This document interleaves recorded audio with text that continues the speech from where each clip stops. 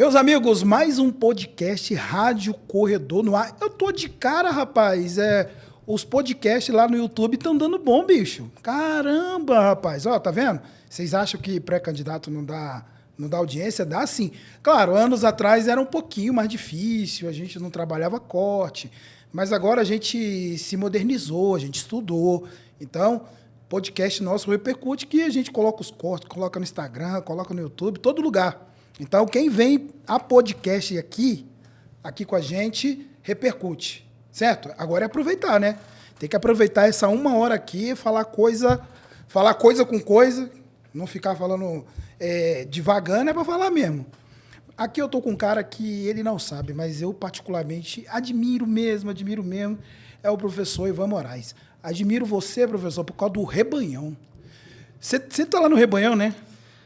Boa tarde, meu querido. Boa tarde a todos. É um trabalho que a gente faz de evangelização há 30 anos, né? E como membro do Movimento de Renovação Carismática, todo Rebanhão, eu estou lá conduzindo, pregando. Você que é o coordenador geral? Não. Eu já participei da coordenação geral, mas hoje não mais. Né? Não mais, né? Hoje eu coordeno o meu grupo de oração lá no setor de Mansões Taguatinga.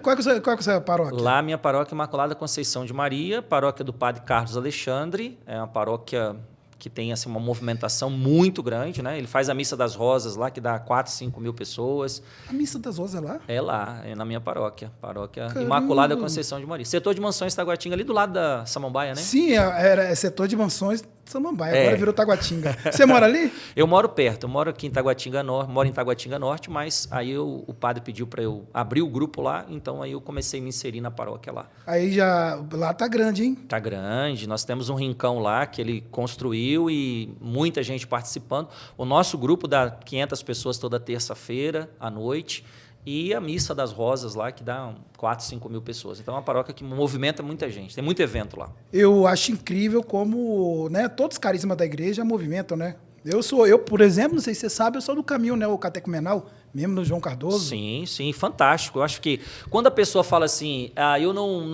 eu saí da igreja católica porque eu não me encontrei em nada, olha, é muito difícil, porque tem 30 movimentos, mais de 30 movimentos pastorais, cada um com uma espiritualidade, cada um com carisma, cada um com um chamado. Então eu acho que tem trabalho para todo mundo. Sim, tem gente que, né, tem gente que gosta mais do carismático. Eu já fui, é muito bom, sim. é muito... Eu, particularmente, gosto muito da doutrina que é estabelecida dentro do NEL. Vocês prezam muito pela formação, pela catequese. Eu acho isso muito válido. As catequeses do NEL são muito boas. São fortes, como também são da... Porque eu simpatizo muito com a renovação carismática. Eu, assim, historicamente falando, tendo a questão política, eu acho que a renovação carismática salvou a igreja num momento bem crítico, quando a tal da teologia da libertação entrou. Eu não sei se você quer entrar nessa polêmica, mas é isso. Sim, a teologia da libertação é um mal, continua sendo um mal para a igreja. A renovação ela surge num período onde necessitava dessa renovação de fé, essa busca pela presença de Deus, pela evangelização. E Deus sabe de todas as coisas, né? Então surge um movimento de renovação, mas eu acho que acima de qualquer movimento, né, nós somos igreja. Sim. Né? E é essa dimensão que a gente tem que colocar sempre em prática. Né? Porque muita gente acha que tem divisão, que o NEL é uma coisa. Não, a gente, né, quando, por exemplo, eu sou lá da São Pio, quando tem os eventos lá, é todo mundo unido, trabalhando voluntário, né, todo mundo carregando piano, não tem essa não. Nós vivemos, segundo a igreja, nós vivemos da liturgia, nós vivemos do querigma e nós vivemos da caridade. Então essas 3 dimensões é para todo católico. Né? O católico precisa viver da evangelização, precisa viver da liturgia e precisa viver da caridade. Quando eu acho que eu tenho que estar só dentro de uma gavetinha, que para mim é só essa dimensão, só a evangelização, ou só a liturgia, ou só a caridade. Não, nós vivemos essa tríplice dimensão. Como católico a gente tem que viver isso. Rapaz, você sabe tudo aí dessa área. Rapaz, você manda bem.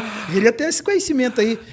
Eu te chamo de professor, por que você é professor? Você é professor de quê? De história? Não, sou professor de filosofia e teologia. Olha. Então eu trabalho com essas 2 áreas do conhecimento, que foi onde eu me apaixonei mesmo, né? Por essa área do saber e já estou aí há 25 anos trabalhando com educação. Como é importante a teologia com a filosofia? eu fico... É muito, né? E história também um pouquinho. E assim, olha, é impressionante. Odi, meu nome é Odi. É impressionante. Eu trabalho hoje com ensino médio, né? Eu dou aula na Católica, lá em Taguatinga. Sim, o pessoal me contou. E, assim, agora a escola pediu para que eu abrisse uma eletiva. Eletivas são disciplinas extracurriculares que o ensino médio é obrigado a oferecer para o estudante. E aí a escola chegou para mim e falou, você podia abrir uma eletiva, né, que o menino escolhe, tem várias opções. Eu falei, tá, mas eu não quero abrir na área da filosofia, porque eu dou aula de filosofia. Ah, mas você quer abrir qual? Eu falei, quero abrir teologia bíblica. Aí eles, mas teologia bíblica, você acha que os meninos vão se interessar? Eu falei assim, eu quero abrir. E aí eu lancei a sugestão para a escola, o menino vir à tarde para fazer aula de teologia bíblica. Eu abri 50 vagas. Em 2 dias elas se esgotaram e agora eu estou com uma lista de espera para fazer teologia bíblica à tarde comigo. Não, você fica falando de teologia bíblica, né? Eu fiz o primeiro escrutínio, você entende bem do caminho. Sim. E eu fiz uma catequese quarta-feira passada. Você acredita que eu fiz uma catequese? Você ministrou a catequese? Eu fiz a catequese, né? Porque a gente faz a preparação, mas eu não sou catequista. Aí a gente tem etapa que faz a catequese. E me impressionou Êxodo, que era do capítulo 4 ao 6, e onde Deus capacita Moisés. E olha que foi uma briga, né? Que Deus ficou dando vários sinais para Moisés se preparar, e ainda no final ainda teve que pegar o Araão para transmitir, porque Moisés ainda fugiu Ainda fugiu da missão, ainda né? Ainda fugiu. É isso que eu acho interessante, que Deus não escolheu um general, eu não entendo nada, eu tô aqui como leigo. Não, você entende sim. Deus não escolheu o general, Deus não escolheu o cara simples que, pô, esse cara aí. Mas Deus foi lá e capacitou, deu os sinais. E ele tentou correr, mas não teve jeito. Aconteceu isso com você? Eu, assim, tive a minha primeira experiência quando eu tinha 18 anos. Não era de um lar católico. Eu tive ali a minha infância toda dentro do espiritismo, que era... A minha família professava... Aonde? O espiritismo. É mesmo? A minha família professava a fé no espiritismo e eu tive ali, durante a minha infância e adolescência, esse contato com o espiritismo. Mas nunca me interessei pela área e acabei, então, fazendo uma experiência dentro de um grupo de oração e me tornei católico. Aí que eu comecei a fazer todo o meu processo de batismo, primeira Eucaristia, crisma. Contra seus pais, vamos dizer assim? Meus pais, depois todos eles também acabaram largando o espiritismo, né? Deixaram essa crença, mas a princípio só eu dentro da minha casa que começou a professar essa fé. E aí que eu me apaixonei por essa área, né? Mas você não chegou perto de ser padre, não? Não, nunca tive essa necessidade, esse desejo. Na verdade, hoje nem diácono eu quero ser, eu não quero fazer parte do clero. Você podia ser diácono permanente, né? Sim, podia, pelo estudo que eu tenho, já tenho teologia e tal.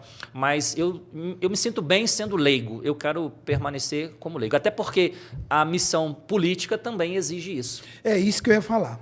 Porque o laicato é que tem que assumir o protagonismo no meio político, e não é o clero. Não é o clero. E eu fazendo parte do clero, eu tenho que abrir mão também. Não, é engraçado, você entra na polêmica se quiser, não, mas é uma polêmica podemos danada. Entrar. Eu olhei esse dia a Erika Hilton lá assumindo a Comissão das Mulheres. Uhum.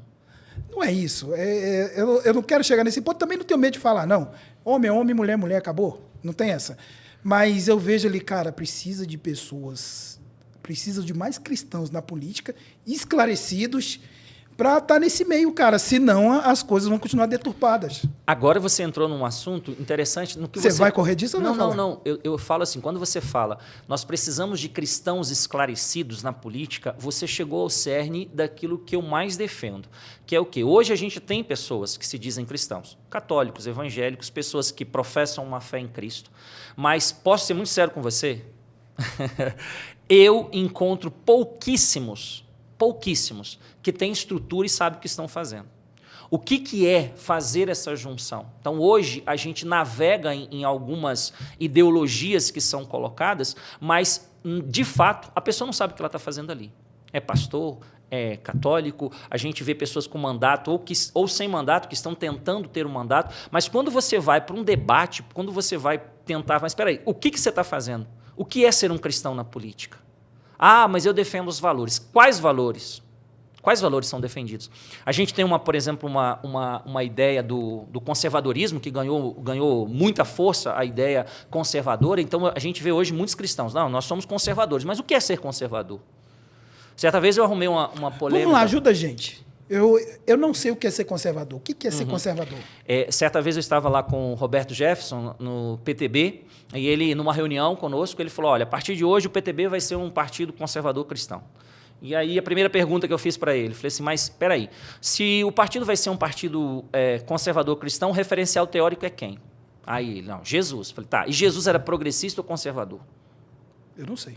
Eu fiz essa pergunta para ele. Você me quebrou. E aí ele falou assim, mas Jesus era conservador. Não dá para a gente encaixar Jesus nem como conservador, nem como progressista, porque ele conservava o que precisava ser conservado e mudava o que precisava ser mudado. Então, é essa clareza que a gente tem que ter. Quando Jesus pediu para os discípulos comerem as espigas no sábado, que era proibido, quando ele dizia que, quando ele curou ao sábado, o que Jesus estava fazendo? Ele estava sendo progressista, ele estava fazendo uma mudança que precisava ser feita. Agora, quando ele precisava conservar valores, ele conservava. Então, quando eu falo que Jesus era conservador, eu estou me referindo a quê? A quais valores? E aí a gente escuta muito uma pauta que é o quê? O ser conservador é defender os valores. Aí que valores que a gente vive hoje, que a gente escuta muito esses cristãos defenderem? A gente defende pátria, Deus e família. Pátria, Deus e família. Ok, agora, se você vai para os evangelhos, quais são os valores que são estabelecidos por Cristo? O que mais se fala no evangelho? Jesus só fala uma vez de casamento. Quando perguntam para ele sobre o divórcio. O que Jesus falava nos evangelhos? Eu fiz essa... Eu já li a Bíblia toda 24 vezes. E aí, fazendo um estudo, eu comecei a separar quais os valores que Jesus mais mencionava no evangelho, para a gente entender o que é um conservador. Jesus falava sobre justiça, o que mais Jesus falou no evangelho? Justiça, sobre hipocrisia, sobre os pobres e sobre a misericórdia. Jesus falava sobre isso. Então, quando a gente fala que eu tenho que defender valores cristãos, esses são os primeiros. Então não adianta, desculpa o termo, eu arrotar que sou cristão, não adianta eu falar, eu sou conservador cristão, mas eu não consigo viver a justiça. Há um divórcio entre fé e a vida pública. Há um divórcio, a igreja, a católica, ela ensina muito isso. Há um divórcio entre a fé e a vivência do cristão. Então não adianta eu criar um rótulo e falar assim, eu sou um político que eu sou conservador cristão. E aí volta a dizer o início, quando você falou assim, mas nós precisamos de cristãos de verdade. O cristão de verdade, primeiro ele entende o que ele está fazendo ali. Eu defendo o quê? Eu defendo princípios, tá? Eu defendo família, tá? Mas o que mais Jesus colocou em evidência é justamente a misericórdia, a justiça. Eu estou sendo justo como parlamentar? Eu estou sendo justo no meio político? Que justiça que eu tenho estabelecido? Quais são os conchavos que eu tenho feito? Que tipo de idolatria eu estou vivendo partidária? Que isso também, a ideologia foge daquilo que é ser cristão. Não existe um outro Deus, e as ideologias tomaram conta disso, e eu fico assim, quando eu assumi meu projeto político, a primeira coisa que eu fiz como teólogo, na filosofia a gente estuda muito política, mas a gente pega e a gente aprende a política de livros. E a política real é completamente diferente. Totalmente. Os meus estudantes perguntam assim, professor, você vai entrar na política, você vai mudar o sistema? Não, o sistema não muda. O sistema é esse aí, não vai mudar, ninguém vai mudar o sistema. Mas a gente pode ficar 4 anos dentro com o mandato e se a gente pegar pelo menos essas emendas que a gente tem e disponibilizar elas para que realmente o bem comum seja estabelecido, eu vou estar com a minha consciência tranquila, tendo um mandato que durante 4 anos eu fiz alguma coisa como cristão. Eu gerei dignidade, eu lutei pela justiça. Então, o que é ser conservador? O termo conservadorismo ele surge com um filósofo chamado Edmund Burke. O Burke ele dizia o seguinte, as mudanças precisam acontecer, mas elas precisam acontecer lentamente. Reacionário é aquele que quer voltar ao passado. Então, o conservador não é um reacionário. Reacionário quer voltar ao passado. O conservadorismo ele surge com Burke, e esse inglês ele dizia, olha, para a gente ser conservador, a gente defende o quê? A gente defende o livre comércio, a gente defende a propriedade privada, o liberalismo de uma forma geral, mas as mudanças precisam ser gradativas. Eu não posso jogar fora a tradição. E aí tem uma frase interessante que o Burke vai dizer, que ele diz assim, o indivíduo é tolo, mas a espécie é sábia. Então, o que ele está querendo dizer com isso? Eu não posso jogar fora uma tradição que foi sendo construída. Sim. Então, ser conservador é não ir contra a tradição. É igual tem muita ideologia que quer aprovar casamento gay dentro da igreja. E aí que entra você conservar o que precisa ser conservado. Aí o Padre Leão chega lá e... É Leão, né? Isso. Não, o Papa Leão vai lá e ó... Então, muda-se o que precisa ser mudado, e conserva-se o que precisa ser conservado. As mudanças precisam ser lentas. E aí o conservadorismo é contra justamente a revolução. Nós somos a favor, no caso o conservador, ele é a favor da reforma, não da revolução. Então, aí quando a gente escuta hoje, eu acho que você escuta muito isso, né? Católicos, pastores que estão na política, eu sou conservador cristão, nós defendemos a família, defendemos isso. Mas o que é ser, quando você vai para um embate e você debate com uma pessoa, o que é ser conservador? A esquerda vai lá e corta o pescoço deles, porque eles não sabem. Eu não sei, se me botar no debate o que é ser conservador, eu não sei, eu só digo que sou conservador, você me deu uma aula aí. E aí é o que está faltando. Você é conservador? Eu conservo o que precisa ser conservado. O meu projeto ele é muito em cima de Jesus Cristo. Eu fiz um vídeo, coloquei no meu canal, Jesus fazia política, e ali eu fundamento o que era, se Jesus fazia ou não fazia política. Rapaz, eu fui xingado por alguns até a minha 5ª geração. Por quê? Porque as pessoas não conseguem separar a política na sua essência com a política partidária. Então, Jesus tinha um partido político? Não. Quais eram os partidos políticos, vamos dizer assim, entre aspas, que tinha na época de Jesus? Nós tínhamos ali os saduceus, nós tínhamos os fariseus, nós tínhamos os essênios, nós tínhamos grupos ali articulados, cada um com a sua visão. Um mais de esquerda, que era de combatividade martirial, que eram os sicários, que eles pegavam ali a arma, né, e queriam uma revolução. Então, nós tínhamos ali. Jesus não se adequou a nenhum desses partidos. Então, ele conservava o que precisava conservar e ele mudava o que precisava mudar. Esse é o professor Ivan. Eu defendo esse tipo de política. Então, por exemplo, uma pauta conservadora do Burke que eu acho fantástica, que ele vai dizer o seguinte, o Burke vai dizer assim, o Estado não pode acabar com a pobreza. Porque toda vez que o Estado quiser acabar com a pobreza, ele vai atrapalhar mais do que ajudar. E aí ele vai dizer o seguinte, quem é que ajuda para que essa pobreza seja minimizada? A sociedade com as suas instituições civis autônomas, que é o que eu defendo dentro do meu projeto político, o terceiro setor. Se hoje a gente acaba com o terceiro setor, não tem Estado que consegue sobreviver sem o terceiro setor. De jeito nenhum. Ele quebra. Porque, vamos lá, agora a curiosidade aqui, o que Jesus disse sobre o divórcio? Bom, Jesus ele vai dar a resposta no Evangelho, o que estava escrito no início? Não separe, pois, o homem o que Deus uniu. Agora, aí a gente tem que entrar numa outra discussão, que é o que realmente Deus uniu. Por quê? Porque a gente sabe que muitas pessoas fazem as suas escolhas de uma forma sem critério nenhum, casam na igreja. Não é à toa que hoje, por exemplo, dentro da Igreja Católica, é muito mais fácil o processo de nulidade do casamento, né? Antes demorava bem mais, o processo era bem mais demorado. A igreja reconhecendo que as pessoas fazem escolhas, né? Como vai dizer a própria Bíblia, o que começa na carne não tem como acabar no espírito. Então, aí Jesus ele defende a ideia de que o que Deus uniu não se separe. Mas existem uniões que a própria Igreja Católica vai dizer que nunca existiram. Que a igreja não anula casamento, né? A igreja reconhece que aquele casamento nunca existiu. Então não anula. Não anula. A pessoa fala, meu casamento foi anulado. Não. Casamento válido na igreja, ele jamais vai ser anulado. O meu não vai, né? Tem filha... Vai? Não, aí depende da matéria grave, né? Existem algumas matérias graves, aí você tem que procurar um sacerdote para orientar. Mas eu não quero separar, não. Eu tô levando a sério. Você casou faz pouco tempo, não foi? Eu casei da igreja tem um ano. Ano, né? Vai fazer 2 anos, né? Pois é. Então, aí dentro da igreja, a igreja não anula casamento. Casei né? velho. Casou já velho. Casei quase 48 anos. Pois é, eu já tô com 28 anos de casado. 28 anos, professor? 28 anos de casado. Caramba, 28? 28, com a mesma... 33 anos com a mesma esposa, né? Namoro e casamento. Eu toquei nesse assunto aí, porque, cara, você tá dando uma aula aqui, eu tô encantado, não vou mentir. Você tá falando aí que realmente tem esse erro. Muita gente diz que é conservador, eu vejo lá o cara tá na 4ª, 5ª esposa. Que porra de conservador é isso? E você sabe que eu ainda vou mais além, porque a gente fala do conservadorismo hoje, e quando você fala que eu sou conservador cristão, e a esquerda bate, e aí eu vou ter que concordar com razão. Por quê? Porque, desculpa o termo, se arrota uma santidade, entre aspas, e na prática, é o que eu falei, Santo Agostinho ele tem uma obra fantástica, Cidade de Deus e Cidade dos Homens, que aborda esse divórcio, que é o que a igreja diz. A gente não pode viver esse divórcio. Eu vivo aqui, nós não somos deste mundo, mas eu estou aqui. E aqui eu preciso ser sal e luz no mundo. E aí falar que é conservador cristão mas está envolvido em corrupção. E eu não estou nem falando de questões morais relacionadas a relacionamento. Às vezes a pessoa está lá no seu terceiro casamento, mas moralmente ela está ali num terceiro casamento, mas pelo menos está buscando a justiça e está vivendo outros valores.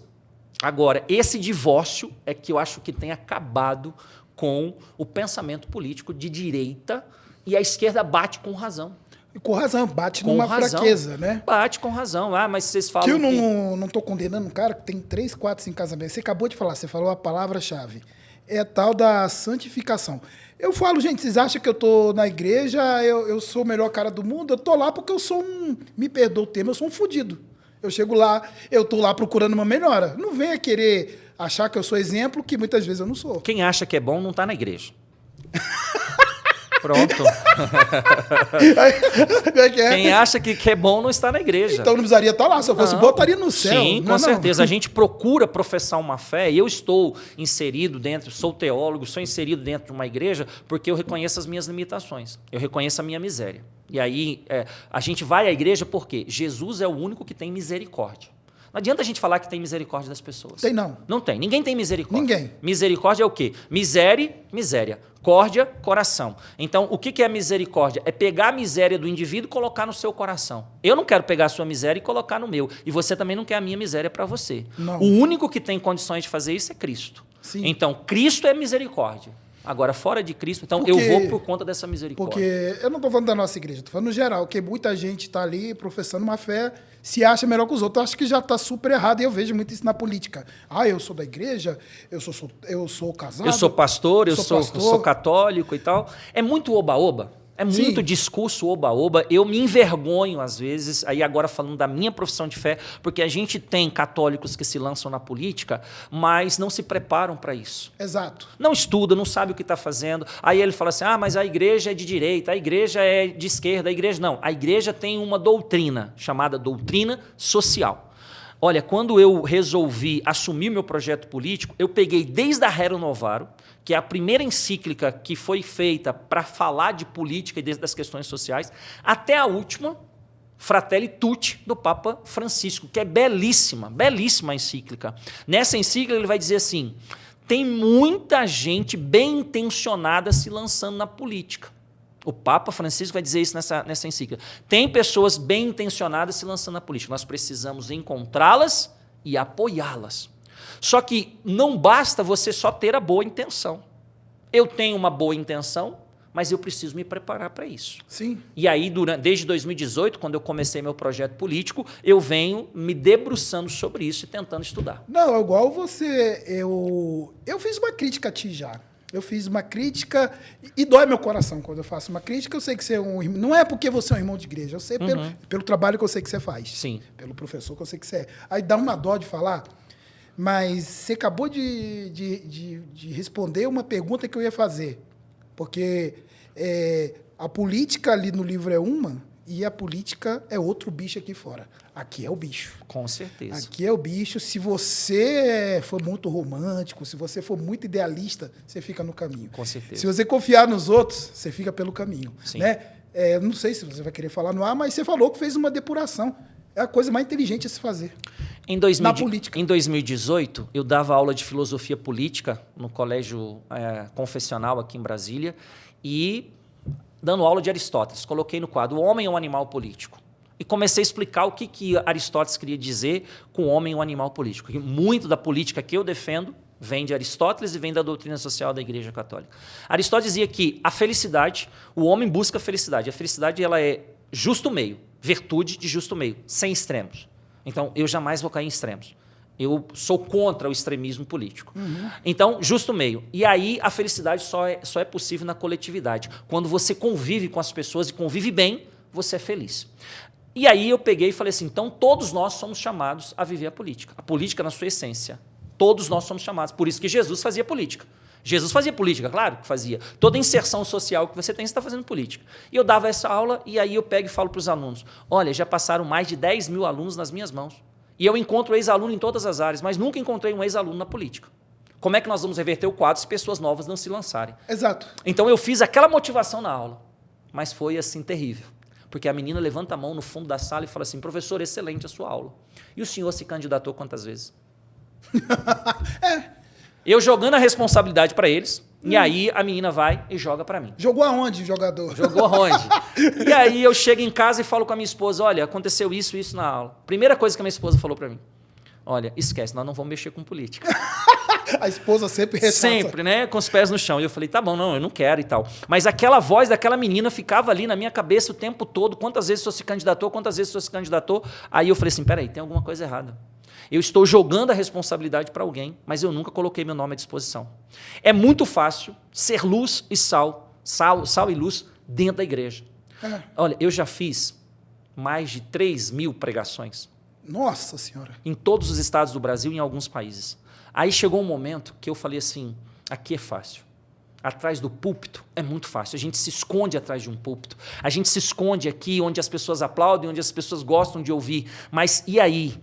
Aonde o evangelho está dizendo ser luz aqui só dentro da igreja? Então, essas duas coisas fez com que eu assumisse, então, o meu projeto político desde 2018. Só que, assim, realmente, a política que a gente aprende numa universidade é uma e a que a gente vai para a prática é completamente outra. Posso dizer para você que entrei muito verde na política em 2018, não sabia como funcionava a engrenagem política, me assustei com a quantidade de votos que eu tive, né? Eu não tive um cabo eleitoral, eu gravei um vídeo, coloquei nas minhas redes sociais, tive 6.300 votos. Muito voto, hein? Em 2018 foram vários eleitos nessa casa de 6, 7 mil votos.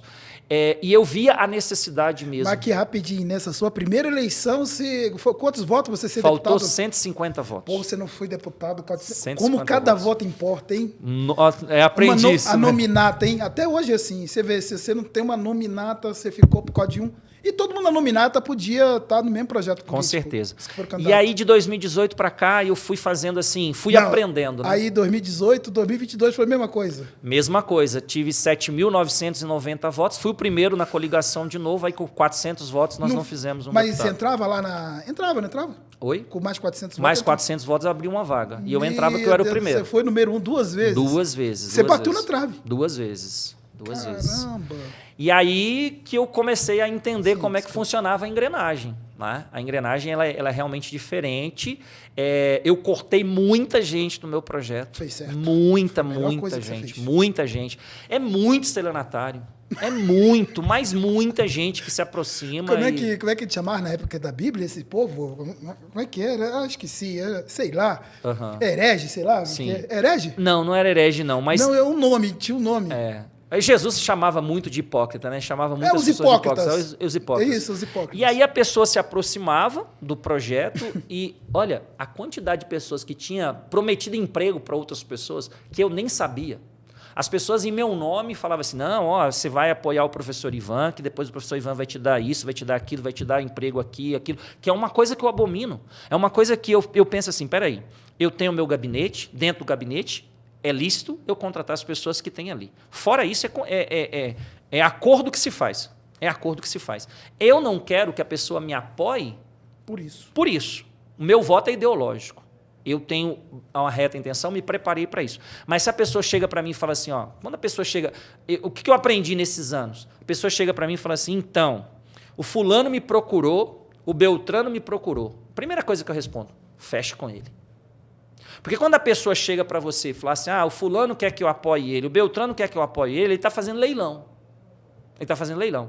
E outra conversinha, porque eu consigo 500 votos, eu consigo 1.000 votos. Teve uma pessoa que chegou para mim e falou assim, não, porque eu sou pessoa para conseguir 1.000 votos para o candidato que eu apoio. Eu falei, rapaz, você consegue 1.000 votos para outro, por que você não concorreu ainda? Não, esse candidato Rapaz, se você conseguir 1.000 votos para uma outra pessoa, imagina quanto você não vai conseguir para você. Você estaria aí disputado pelas nominatas agora nessa janela partidária.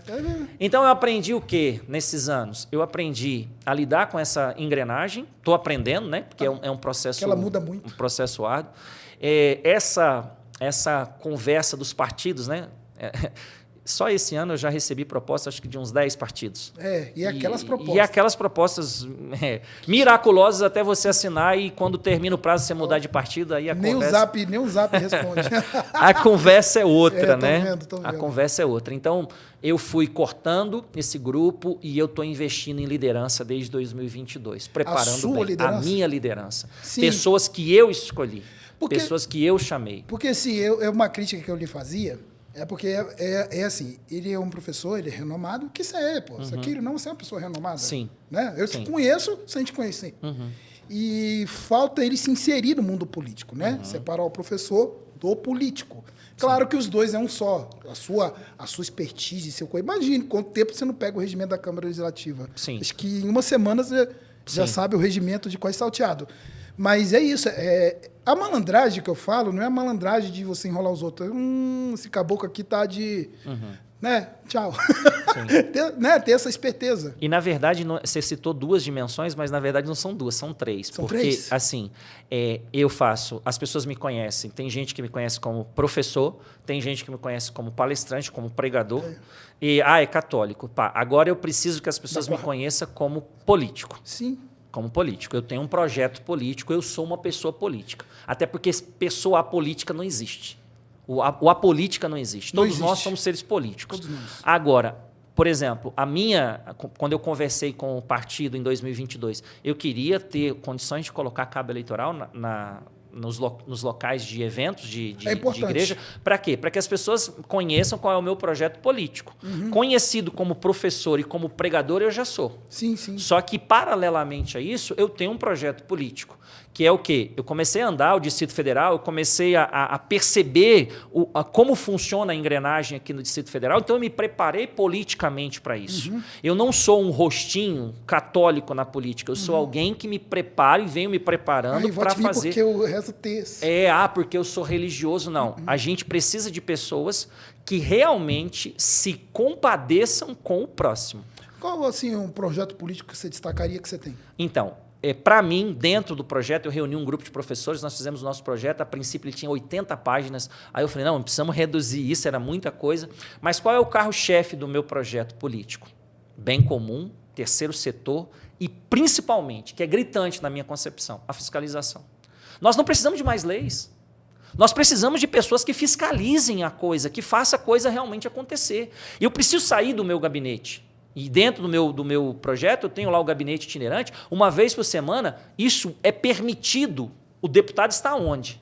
Ele precisa estar nas comunidades. Ele precisa saber. Só que agora chega no ano da eleição, eles colocam um calçado mais simples e vão andar nas estradas de terra daqui do Distrito Federal. Eu lembrei e falei, vou conversar isso com o professor Ivan. Porque dizem que as pessoas dentro da igreja se aproveitam da igreja para ir para a política. Eu acho muito pelo contrário.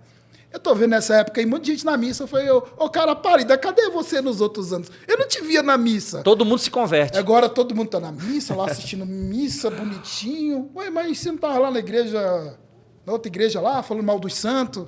A minha paróquia, que dá 5.000 pessoas à Missa das Rosas, ficou 4 anos lá que não apareceu nenhum. Agora está cheio. Agora está cheio. Toda a Missa das Rosas, que tem 5.000 pessoas lá, está cheio de candidatos lá.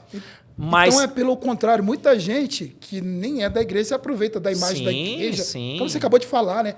Vai lá, bota uma calça jeans surrada, vai andar nas estradas de chão. Aí você vai lá no Sol Nascente, você tromba com candidatos lá agora. Pré-candidatos, candidatos, as pessoas estão lá. Eu me lembro que eu fui numa região lá, a pessoa chegou para mim e falou assim, professor, o senhor tem no seu mandato, o senhor consegue construir uma quadra aqui, só tem terra aqui, o senhor tem como fazer uma quadra aqui de esportes? Pô, quanto é que custa fazer uma quadra? Tirar as pessoas que moravam no lixão. Você já foi lá onde eles colocaram? Você já teve... indo lá ali depois do Recanto, né? Você pega ali 7 quilômetros de terra. Tem um assentamento do MST, depois colocaram o pessoal lá. É precário a situação. Então, nós tiramos as pessoas daqui, porque aqui dava para ver, e eu escondia 7 quilômetros. O que as pessoas me pediram lá quando eu visitei a comunidade? Professor, o senhor sendo eleito, o senhor não consegue um ônibus de manhã para a gente, 7 quilômetros para a gente ir até a pista do Recanto para pegar o ônibus para trabalhar, e 7 quilômetros e um ônibus no final do dia? Pior que consegue. Eles andam 7 quilômetros para ir para o trabalho, na terra, para pegar um ônibus, e 7 quilômetros para voltar. Pior que consegue, sabia? Um Claro que parlamentar, consegue, ô, governador, claro que o é consegue, isso aí? claro que consegue. Eles não pediram para fazer um viaduto lá, não. Eles só queriam um ônibus para ir para o trabalho. Então, aí como é que eu sei disso? Eu preciso sair e ir conhecer a realidade. Se eu não conheço a realidade, eu vou fazer o quê? Sim, exatamente. Tá legal esse teu amadurecimento. Eu tô vendo você o político. Eu Não. nunca vi nas outras duas eleições. Sim, sim. A É gente vai aprendendo. impressionante. A gente vai aprendendo. Porque assim, ó, deixa eu comentar uma coisa com o senhor. O poder ele é fascinante. Eu sei que o poder é fascinante. Porque assim, quando você não tem o poder, é uma coisa. Não estou dizendo o seu caso, eu não sei como é que você seria com poder. Eu acho que você tem um certo poder, sim. Que quem dá palestra para 3 mil pessoas para ficar vaidoso é daquele, não é? Sim. Você não já se encontrou Sim, vaidoso? sim, a vaidade é uma luta que você tem que travar todo Não é? dia. Você já Com ficou certeza. vaidoso se achando, ou você tomou uma cacetada, ou alguém te deu uma cacetada, opa. É igual aqui, eu me achava. E de repente você dá uma queda, opa, se eu melhorar, eu vou ter que ficar no sapatinho. Então o poder é isso, o cara tem, de repente, 30 milhões está na caneta dele. Você acha que ele não fica na planície? Não estou dizendo o senhor. Você entende? Eu entendo. Você abrir mão dessa luxúria? Sim. Inclusive, eu estou gravando agora uma série de vídeos sobre Eu quero assistir. a política à luz da Bíblia. Né? E aí onde eu vou destrinchando isso tudo. E aí as pessoas sempre me perguntam assim, meus alunos me perguntam isso. Falam assim, professor, mas se o senhor entrar na política, o poder não vai te corromper? Aí eu falo assim, olha, a Bíblia diz assim, aquele que pensa estar de pé, cuidado para não cair. Então pronto, qualquer um, ninguém está isento disso. Então eu não posso arrotar que eu vou entrar e eu não vou me corromper. Eu tenho reta intenção e eu não quero jogar 30 anos do meu trabalho no lixo. Porque eu sei que 30 anos de trabalho que eu faço de evangelização e que eu formo princípios éticos para os meus estudantes, se eu entrar lá e eu cometer um erro e eu me corromper em uma coisa, eu jogo fora 30 anos do meu trabalho porque ninguém tem misericórdia. Mas não é só do seu trabalho, né? Você leva outras pessoas Levo tudo. pro buraco também, eu né? Tenho 4... Quem que vai acreditar na sua Sim, evangelização? Eu falo para as pessoas, falo assim, olha, o erro da gente que se torna referência é justamente esse. Você leva para o inferno muita gente com você. Você leva muita gente. E, puxa, você falou... Você traz para o inferno muita gente. Então, eu tenho 4 filhos, eu tenho o meu casamento, eu não quero dar contra-testemunho para os meus 4 filhos, que são 4 adultos já hoje, 4 jovens, e eu tenho uma quantidade absurda de alunos e ex-alunos que me têm como referência. Hoje, eu termino a minha aula de filosofia e os meninos me aplaudem pelo que eu ensino para eles. E eu não quero jogar isso no lixo. Eu estou tendo uma prova aqui, eu estou aplaudindo. Eu não quero jogar isso. E você sabe... Porque é muito poder, muito professor. poder, é muito poder. Professor, é muito poder. Agora, você sabe qual a resposta que eu dou quando eles me perguntam isso? Eu vou para a Bíblia. A Babilônia era o local mais corrupto que tinha no Antigo Testamento. O rei vai e pega Daniel e mais 3 jovens e coloca para administrar a Babilônia, que era o local mais corrupto que existia na Bíblia. Eles se corromperam? Não. E qual foi o segredo desses 3 jovens e de Daniel? Que é que eu aderi para a minha vida. Logo no início, quando eles foram contratados, que eles pegaram o mandato deles, foram oferecidas as iguarias do rei para eles. Eles falaram, não, nós só vamos comer legumes. Eu acredito que se você pega uma iguaria, você vai pegar a segunda, você vai pegar a terceira e você vai se corromper. Então, na Bíblia, nós tivemos homens que assumiram a administração e não se corromperam. Qual era o segredo deles? O segredo de Daniel e desses 3 jovens era que eles não pegaram nenhum tipo de iguaria do rei. É isso que eu tenho em mente. Tanto é que já me ofereceram várias iguarias. Sim, imagino. Várias. Como estão oferecendo agora. Sim, dinheiro em espécie, dinheiro vivo. Já chegaram na minha casa com 500 mil num porta-mala. Eu sei que é verdade. 500 mil em espécie, aqui, ó, fecha não é com a gente. invenção de podcast, não. Eu sei que é verdade. 500 mil, o cara abriu o porta-mala e falou, o dinheiro aqui, ó, em espécie. Eu poderia pegar esses 500 mil? Alguém ia ficar sabendo? Não, ninguém ia ficar sabendo. Só você. Eu ia gastar tal, mas eu ia estar na mão dele e eu tenho a minha consciência diante de Deus. Meu Deus, ela dói, professor. Ela dói. É igual, professor, esse é o mesmo caso, né? Muito cara fala assim, eu não traio minha mulher, não sei o quê. Mas, você vive sua casa dentro de casa, você não vai para lugar nenhum. Eu quero ver igual eu. Às vezes, todo lugar assim, boto minha cara, conversador simpático. É muito fácil você viver a santidade onde você não é provado, né? lá em cima da montanha, né? Lá no meio do frio. Eu subo no monte, estou orando, lá eu sou santo. Eu estou dentro da igreja, eu estou atrás de um púlpito, eu sou santo. Agora, quando eu saio, aí é que eu sou chamado a testemunhar. Aí você vai lá, pega um mandato, que uma canetada sua, não é só aquele dinheiro da emenda, não, vocês estão muito enganadas. Sim. Um voto seu pode valer bilhões para alguém. Com certeza. Eu lembro da quadra 500 de Sudoeste. Não, deixa eu falar. Depois vai me dar merda. Mas aí eu falo, mas, porra, eu fui tentado. Sim. O que eu faço? É sério. Eu saio correndo porque eu sou fraco. Sim. Eu conto pra minha mulher. A mulher chegou, pô, vamos ali pra varanda conversar, mas moça, eu sou casado e tal. Sim. Ela, não. E eu falei, todo mundo. Eu fui embora. Entrei no meu carro, o nego morreu de rico, eu peguei o carro, quem foi embora. Falei, E você tá certo. Eu sou fraco. Porque assim, eu sou fraco. Você sabe quais são os seus pontos mais fracos, eu sei quais são os meus, e a gente tem que lutar contra isso. E dinheiro, não, repito, eu não estou falando do senhor, mas é uma conversa aberta. Eu estou falando, poder ele vale mais do que dinheiro. Eu sempre vou falar uma frase. Um bilionário, ele precisa de um político não precisa de um bilionário. Sim, com certeza. Esse caso aí do Daniel Vocara aí, ele vivia atrás de quem? Dos poderosos, né? Uns se corromperam, outros não. Mas eu estou dizendo é isso. O professor Ivan é deputado, aí começa.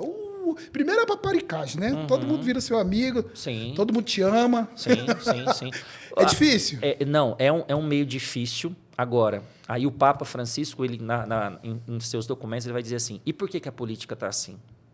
Porque os cristãos, que deveriam estar, aqueles que teriam condições de talvez dizer não a esse tipo de propostas, preferem lavar as mãos. Então, aí eu deixo para quem? Eu sempre falo nos meus vídeos, espaço vazio vai ser sempre ocupado, ou por gente de luz ou por gente de trevas. Então, ou a gente assume os nossos postos, ou a gente vai continuar vivendo esse tipo de política. Aí agora você pega, vamos ser sinceros, a gente pega a Câmara Distrital, a Câmara Federal, quantos nós temos representantes do Distrito Federal que a gente pode falar e falar assim, caramba, olha, estão sendo luz, estão sendo sal. Aí o que a gente tem? Na Qual é a passagem da Bíblia que fala da luz e do sal? Eu lembro, é um dos evangelhos da missa. Você tem eu não tanto lembro em Mateus, acho que ele se repete em dois evangelhos. Em Mateus? Aí você pega e você encontra o quê? Você encontra a Câmara Legislativa hoje, eu vejo que é basicamente uma oligarquia, aquilo ali. Então a gente tem deputados que estão ali, que são eleitos porque obrigam seus funcionários a votar, e a gente sabe que isso existe. Eu presenciei isso, né? Você é obrigado a votar, senão você vai perder o emprego. Agora se oferece cargos e mais cargos para poder se manter na política. Para mim, acho que essa reeleição, deputados que a gente tem ali no 5º, 6º mandato, para mim isso é um absurdo. Isso aqui, reeleição era uma vez só. E olhe lá. Eu quero concorrer, então concorra federal agora. Mas essa dimensão de você ficar 5, 6 mandatos é onde a gente vê que a corrupção ela só continua aumentando. Porque também tem cosplay de virtude, que eu vejo muito. Eu não uso verba parlamentar, desculpa, não estou referindo a ninguém, não. Eu não uso verba parlamentar, eu não faço isso, não faço aquilo, mas eu não vejo ser luz. Me desculpa, eu não estou falando mal de ninguém. Mas o dinheiro que é lícito, que está ali para ser investido, tem que se investir. É isso. Acabou, Caramba, não tem essa situação. Essa situação, eu não vou... Não, peraí. Eu estou roubando alguém? Não. O dinheiro não está ali à disposição para servir? Isso, se você está servindo, usando o dinheiro da maneira correta... E prestando conta? Por exemplo, existe evento católico aqui no Distrito Federal que está dentro do calendário do GDF. Então, ele pode ter recurso público, porque entra como evento cultural. Via sacra. Pronto, tem evento cultural. Aí, espera aí, não, mas eu não vou pegar porque é dinheiro ilícito. Como dinheiro ilícito é dinheiro do povo? Se você pegou 300 mil para um evento e você prestou conta de tudo que você pegou, tem as notas de tudo, está tudo lícito, qual é o problema? Esse dinheiro que é para cultura, se você não gastar com cultura, ele não vai ser transferido para outra área. Ele precisa ser gasto com cultura. Então, eu acho que essa ideia de que é saber lidar com o dinheiro, não vejo problema nenhum. Então, hoje, existem eventos aqui na Arquidiocese que, se não tem recurso, não é... Via Sacra de Planaltina, Pentecostes, né? Você tem os eventos que vai ser destinado. Eu acho que é não gastar sei a bem. da Rosa se também tem recurso público? Não, o próprio evento, Rebanhão, Vem Louvar, são eventos que estão dentro do calendário oficial do GDF, são eventos culturais. Agora, presta atenção, tanto que o Rebanhão é um bem para a sociedade, né? Bem, um monte de jovem lá que não está sendo esfaqueado, não está indo para o hospital. Você imagina? Quantos que usam o carnaval apenas para se drogar e viver prostituir e tal. Então, a gente vê que é um bem que você faz para a sociedade. Mas aí eu volto a bater num ponto que é assim, ou a gente escolhe deputados, candidatos que realmente estejam, eu acho que assim, o mínimo que ele deveria ter é conhecer. Pergunta para os deputados se eles conhecem onde colocaram o pessoal do lixão. Eu não sei. Não, mas você não está no meio, Eu você não sei, é deputado. mas eu era para saber. Então, aí tiraram o pessoal de lá e não sabe. Qual lixão que você está falando? Aqui, Desestrutural? Sim. Eles estão aonde agora? É indo ali para o recanto ali, tem uma pista que você pega antes da Ponte Alta ali, tem uma estrada de terra que é 7 quilômetros para dentro lá. Eu tenho que ir lá. Eu estive lá. Eu tenho que mostrar aquilo lá. Tem um assentamento do MST e do lado é onde eles estão. Vou pegar o cineasta aqui da Carbono. É Carbono mesmo, diretor? Fala aqui no meu vídeo, é Carbono? O diretor tá falando comigo, não. E aí, olha, quando eu falo que a fiscalização é o carro-chefe, olha, eu passei por uma experiência... Um deputado lá poderia mudar a vida. Sim, eu passei por uma experiência agora, final do ano. Meu filho de número 3, o Matheus, ele começou com dores abdominais, levei ele ao médico, hospital de HRT, fizeram os exames e ele viram que ele tinha que fazer a cirurgia de apêndice. Rapaz, eu fiquei lá, passei a noite toda no hospital de Taguatinga, hospital no HRT. Fizeram uma cirurgia de risco, não tinha UTI para colocar essa pessoa. Eles pegaram o centro cirúrgico que estava usando como UTI. Então, o resultado, não estava fazendo cirurgia nenhuma. Cirurgia de apêndice, você não pode ficar esperando. Não, eu já tive. Eu tenho a barriga rasgada até hoje. Você não pode ficar esperando. Supurou. O que eu vi ali naquele hospital de HRT? Eu presenciei, que eu passei a noite com meu filho ali. 11 horas da noite. Não tinha mais nenhum médico, todos eles foram dormir. Tem a quantidade de horas que eles podem tirar, mas tem que ficar um. Não tinha ninguém. 2 horas da manhã chega uma pessoa com o calcanhar decepado, amarraram um pano no pé do rapaz, porque não tinha onde colocar ele. Eu acho que tinha mais ou menos umas 80 pessoas, 2 enfermeiras para cuidar de 80 pessoas. E eu olhava aquelas enfermeiras, cara, que guerreiras que eram aquelas mulheres. Eu olhava aquilo e falava assim, meu Deus, como é que vocês suportam isso aqui? Pessoas jogadas no chão, não tinha maca, não tinha nada. Amarraram um pano no pé do cara. Chegou um outro com a cabeça arrebentada, colocaram um pano para estancar a testa dele.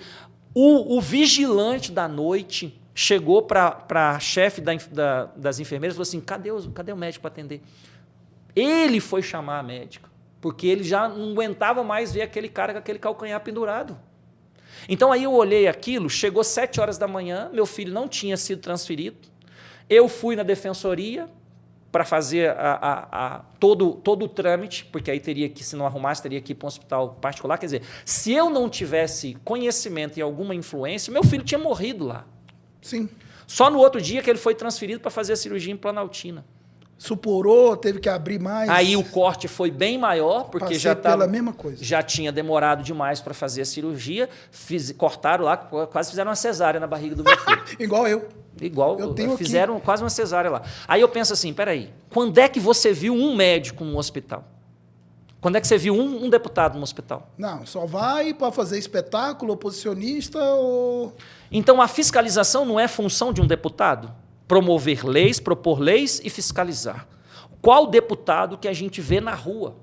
A gente vê agora no ano da eleição. Agora vê todo mundo na rua. Aí agora, quando você olha as realidades do Distrito Federal, aí você fala assim, poxa, isso aqui, se os deputados, uma vez por semana, fossem no hospital, a coisa já ia mudar. Porque se você começa a fiscalizar, as pessoas começam a agir. Não, e eu falo que agora tem até uma deputada aí que diz que é da saúde, ela ficou 3 anos sumida e esse dia está fazendo escândalo no hospital. Ué, por que não foi antes? E o tempo? E o mandato? Entendeu? E o mandato? Por que não foi antes? Durante 4 anos a gente não tem. E eu estou falando da área da saúde, mas em todas as áreas a gente precisa de fiscalização. Todas. Aí você destina uma emenda, não fiscaliza para saber se essa emenda vai chegar lá. Aí a gente vê agora esse problema da educação aí, de desvio, que é uma coisa que é antiga. É antiga. Reforma de escola, a gente sabe que não é de hoje que a coisa rola. Cata convite. Já não é de hoje que a coisa rola. Eu quero até ter um adendo. Esses dias, quem esteve aqui foi a Josi Jacob. Ela esteve aqui, inclusive está no ar. Ela estava falando que muito candidato, muito deputado agora fala que defende a saúde, e aí você vai ver a aplicação das emendas parlamentares, 1 ou 2% do recurso dele ele manda para a saúde. E faz diferença, que às vezes você pode comprar equipamento, você pode reformar o hospital. Mas aí a gente sabe que muitos, né, infelizmente, usam das emendas para poder fazer um caixa, para depois fazer a sua campanha na próxima. É verdade. Essa é uma realidade, infelizmente. E né? a saúde pública está ruim há muito tempo. Eu também tive problema de apêndice. A minha sorte é que eu não vou mentir, eu já era jornalista, eu não era tão conhecido como sou hoje, e também não sou muito conhecido. E aí uma ligação lá do doutor Michel na época, Michel era deputado, cara, tive para sobreviver, rapaz, ainda bem que foi lá em Sobradinho, estavam me esperando lá, senão eu tinha morrido. Eu tive que ligar para todas as influências que eu tinha no meio político. Senão você perde seu filho. Eu ia perder meu filho. Agora, a questão é, eu tinha para quem ligar? A maioria não tem. A maioria não Morre. tem. A maioria morre lá. Eu vi pessoas lá e eu falei assim, não vamos passar esse... Eu vi lá que como já tinha uma pressão no nome do meu filho, aí eles começaram a agilizar e transferir ele de madrugada, coisa que nem faz. Ele foi operado onde? Em Planaltina. Mas você vê quando atende, é super bem atendido. É impressionante, né? É impressionante. O negócio é ser atendido. Sim.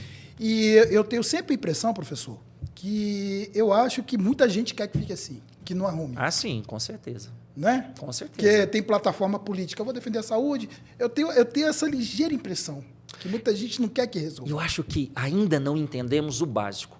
Vamos pegar como católico, a igreja diz assim, eu, como candidato, eu não sou representante da igreja.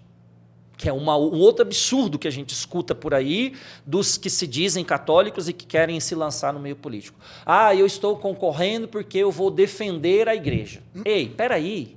Que a igreja vai defender? Já tem mais de 2000 anos, a igreja passou por tantas e tantas tribulações, já tentaram derrubar a igreja está aí. Não precisa de você, não. Não precisa. Então, eu não sou representante da igreja.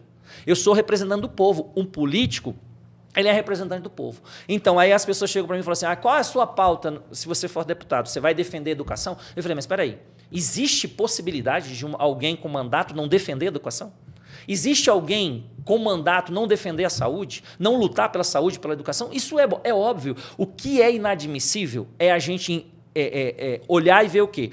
Então, o bombeiro, eu vou votar no bombeiro, o bombeiro vai olhar para os bombeiros. Eu vou votar num policial, porque o policial vai defender a classe dos policiais. Então, eu vou votar num professor, e eu sei que o meu eleitorado, poucos professores votam em mim, porque eu não sou de esquerda, e, infelizmente, muitos são militantes de esquerda, então eu nem peço voto para muitos professores. Nem se desgasta. Nem me desgasto. Por quê? Porque quando eu falo que eu tenho meu pensamento político de centro-direita, porque eu não sou de extrema-direita. Eu sou contra todo extremo.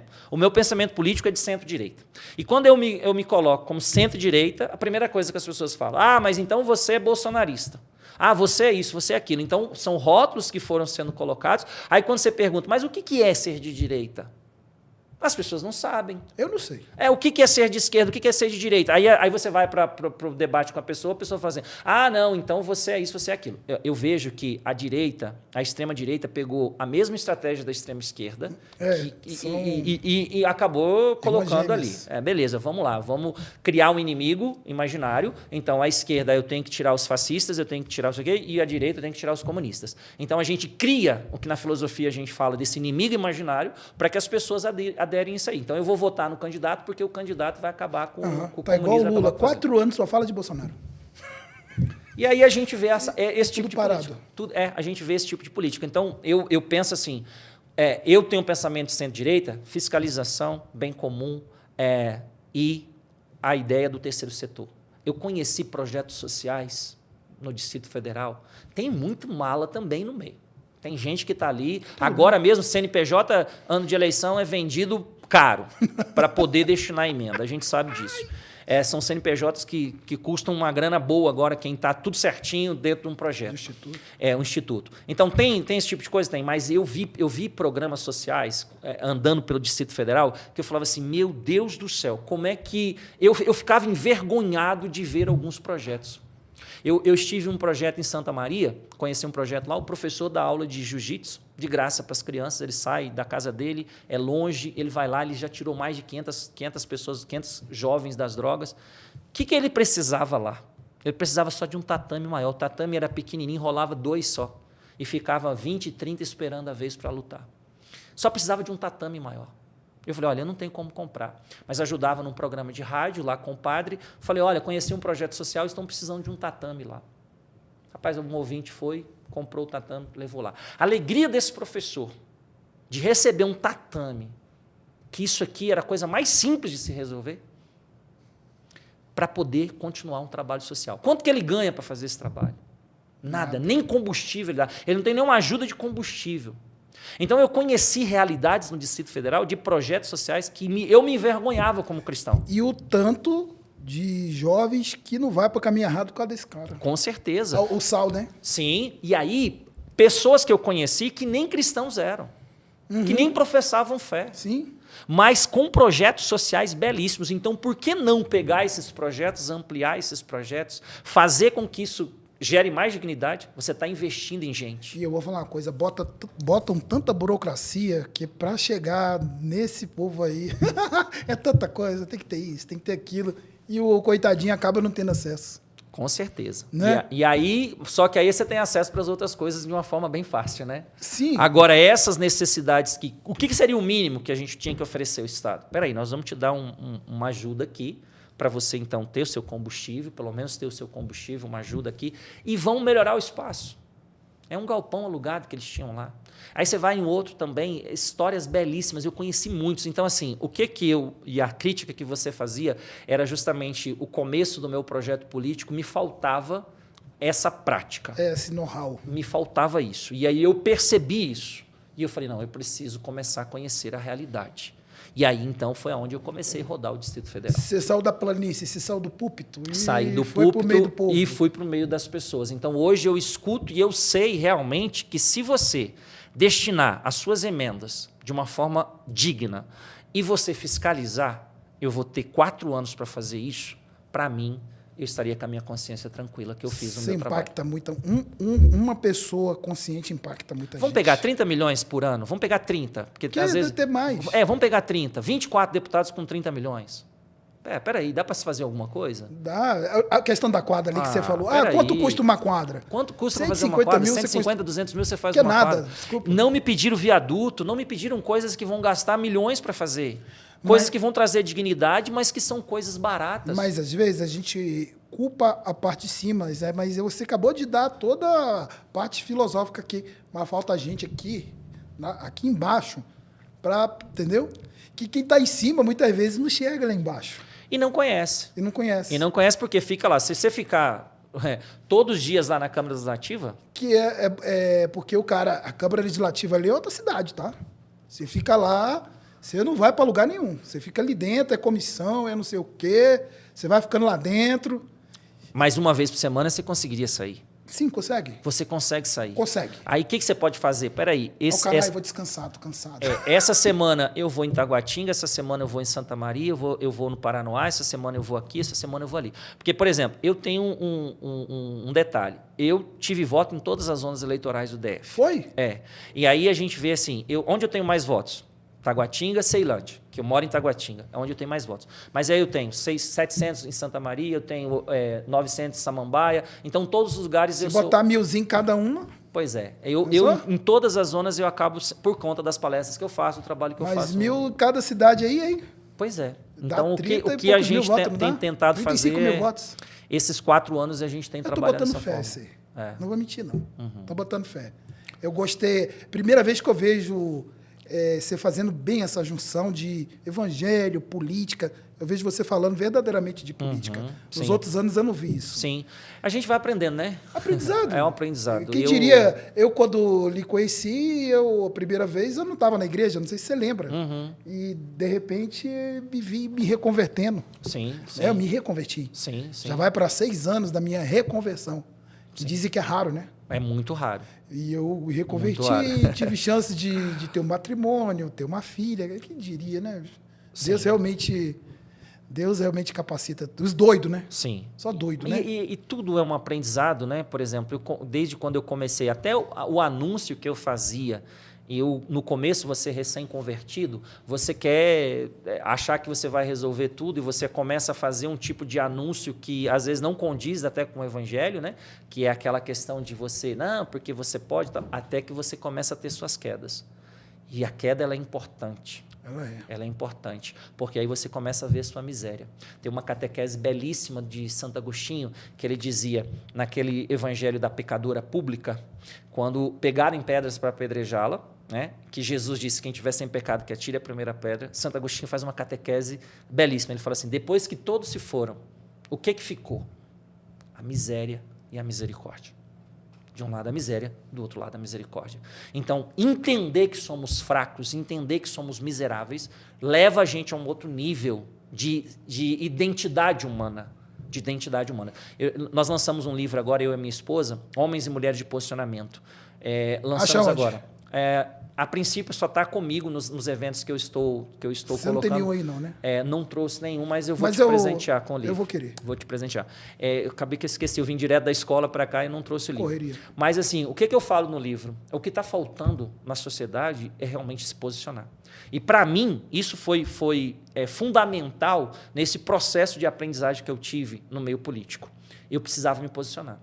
Eu precisava sair do púlpito. Eu precisava sair de trás de estruturas e ir realmente para campo, para conhecer a realidade. Você conhecendo a realidade, você começa a se posicionar. Você saiu de uma situação mega confortável, imagina, é muito bom, né? Dar palestra 3 mil pessoas ali, todo mundo te ouvindo, te aplaudindo e ir lá para baixo. Sim. Vamos dizer assim, entre aspas, não é onde você é ninguém. Sim. Você está ali e se iguala. Eu já fiz palestra para 30 mil pessoas. Eu falei aqui, mas é muito mais. Então, mas aí você entra, sobe num palco e você vê 30 mil pessoas te olhando, aí você fala assim, caramba, eu sou o cara. Eu sou alguma coisa. Só que teve uma coisa que eu aprendi demais, quando eu completei todos os estados que eu fui e comecei a fazer uma oração, e eu falava para Deus, obrigado, Senhor, o Senhor me trouxe em alguns países, me trouxe em todos os estados do Brasil, e eu não ouvia a voz de Deus, mas eu sentia Deus falando comigo, prostra-te. E eu prostrei, me ajoelhei, e eu sentia Deus falando comigo, coloca o seu rosto no chão. E eu coloquei meu rosto no chão, e eu sentia Deus falando comigo, quando é que você vai ser o que eu quero? Caramba, faz isso não. Quando é que você vai ser o que eu quero? Então, percebam que não adianta todo esse trabalho que eu estou fazendo há 30 anos se eu não entender de fato por que eu estou fazendo. Qual é o motivo real de eu estar fazendo? Eu não estou fazendo por mim, eu preciso fazer por Cristo. Então, estar na política por mim é também fazer a mesma coisa. Então, quando eu sinto Deus falando comigo, quando é que você vai ser o que eu quero? Ele estava dizendo para mim, aquilo que está no Evangelho, pode ser no final da minha vida, não vai adiantar eu chegar para lá e falar assim, eu fiz 5 mil pregações, eu preguei para 30 mil pessoas, ou eu fui um deputado mais votado no Distrito Federal. Como é que é? Quando é que você... Quando é que você vai ser o que eu quero? Quando é que você vai ser o que Faz isso não, você... Quando é que você vai ser o que eu quero? Isso marcou profundamente a minha vida, porque eu pensava assim, cara, o que eu sou? O que eu estou fazendo da minha vida? Você tem canal no YouTube? Tem Qual é o canal. nome do seu canal? Professor Ivan Moraes. Professor Ivan Moraes? Meu Instagram também. Professor Ivan Moraes, né? É. Caramba, fortíssimo. É. Pô, rapaz, tá muito frio aqui, né? Professor, cara, eu falo, ó, você tem que fazer igual o professor Ivan, aproveitou. Nossa, isso vai dar muito corte. Eu vou trabalhar nesse podcast hoje. Que bom. Pô, parabéns aí pelos seus posicionamentos. Você me deu uma aula, né? Eu não esperava menos. Eu falei, eu sei que eu vou lá para ter uma aula, né? Porque... Você falou aí no final, próstata, como é que é? Prostate. Eu não estou conseguindo nem falar. Porque eu antigamente, às vezes, queria parecer mais com o convidado, falar um monte de palavrão, mas hoje eu estou tendo o doce sabor do aprendizado com todos os convidados que vêm aqui. E eu dei a sorte com os últimos 3 convidados, mas hoje foi especial. Né? Nós perdemos o nosso amigo Paulo Fernando, que também era um grande amigo seu. Sim, sim, sim. Né? Católico também, defensor da vida.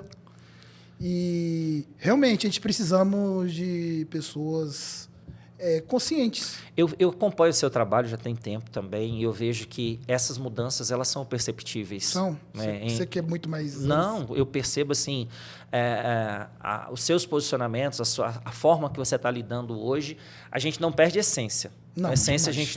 a gente tem que permanecer. A doideira está aqui ainda. Que é a questão existencial. Agora, há uma evolução, eu acompanho o seu trabalho, eu vejo que você vem crescendo, eu acho que é isso. Nós, como seres humanos, a gente tem que estar sempre... Nesse livro meu, Homens e Mulheres de Posicionamento, eu tenho um capítulo inteiro onde eu falo do existencialismo cristão, o que é de fato. Hoje as pessoas fazem muito cursos. Eu quero me conhecer, eu quero me conhecer, eu quero me conhecer. Eu quero conhecer quem é o Ivan. Aí São João Paulo II, em um dos seus escritos, ele vai dizer assim, Só Cristo revela o homem para o próprio homem. Você só consegue se conhecer em Cristo Jesus. Então, se você faz inúmeros cursos, então eu sou filósofo, eu sou teólogo, eu estudo muito sobre identidade, sobre existência. Só que só Cristo é capaz de revelar o homem para o próprio homem. Olha que profundo isso.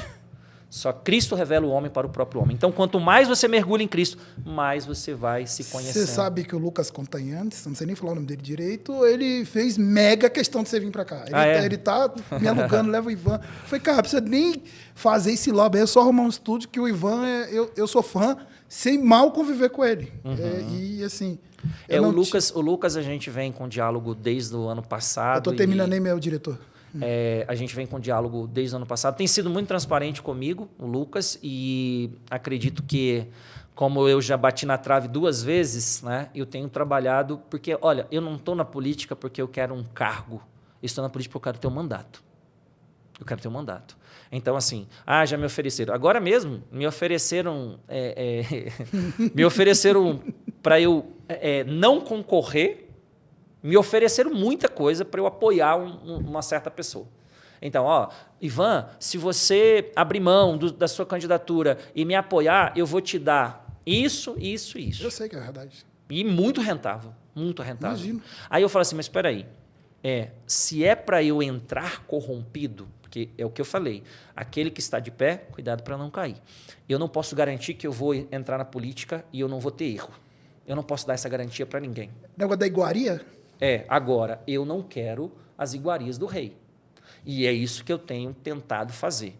A ideia é me manter para que eu possa entrar com essa reta intenção. E me manter lá é um outro passo. Eu estou vivendo hoje. O hoje é o quê? Eu não posso ter a iguaria do rei. E aí você vai para a Bíblia. José foi um baita governante. Daniel, com esses 3 jovens, governaram cidades inteiras que eram corruptas. Nós temos candidatos cristãos que já estão no seu 2º, 3º mandato e que até hoje ainda mantêm a sua integridade. Então é possível você estar no meio político durante 8, 10 anos. E é possível porque a gente tem essas pessoas. Só que, infelizmente, também é pouco divulgado. A gente fala muito dos ruins, dos maus políticos. Mas o ranking dos políticos bons que tem todo ano que sai, ninguém divulga isso. Ninguém divulga, só desgraça que Só vende. desgraça. Só. Professor Ivan, quero agradecer muito sua presença aqui. Me arrependi de não ter a gente ter feito mais podcasts, mas é assim mesmo, é aprendizado. Mas a gente vai... antes da eleição, quero te trazer aqui ainda. A gente vai conversar mais. Sim. Porque isso não foi um podcast, foi uma aula. Eu tive uma aula. Obrigado, senhor, pela oportunidade de ter tido essa aula. Você me impactou em muita coisa, você não sabe o tanto. Eu fico feliz, né, da oportunidade. Quem diria que eu ia me impactar um dia? Né, com um irmão falando. Minha época, quando eu comecei, mas hoje estou um banana, estou um bestalhão.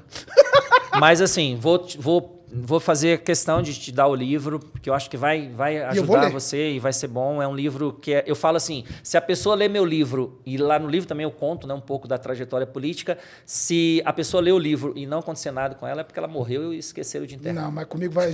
Hoje aconteceu muita coisa comigo. Meus amigos... Obrigado pelo Obrigado, convite. professor Ivan. Obrigado pela sua presença.